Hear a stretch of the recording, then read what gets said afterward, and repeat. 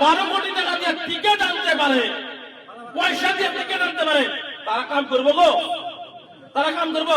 তারা টিস্যু পেপারটা খালি হাত মুছবো। আমি ভিক্ষা এই জন্যই করছিলাম, সুপ্রিম কোর্টে তখন 42 লাখ মহিলা মানুষের নাম লিঙ্কের সার্টিফিকেট থেকে পঞ্চায়েত সার্টিফিকেট নাকচ করে দেওয়া হচ্ছিল। যখন দিল্লি যাওয়া আসা করা লাগে, তখন আমি রাইদের কাছে ভিক্ষা করছি। আমি আমাদের মা বোনদের জীবন বাঁচানোর জন্য করছিলাম।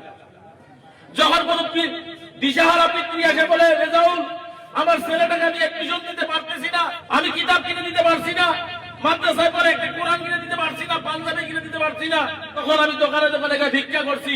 ভিক্ষা করে তাদেরকে আমি পড়াশোনার জন্য দেওয়ার জন্য চেষ্টা করছি। এটা কি আমার অপরাধ?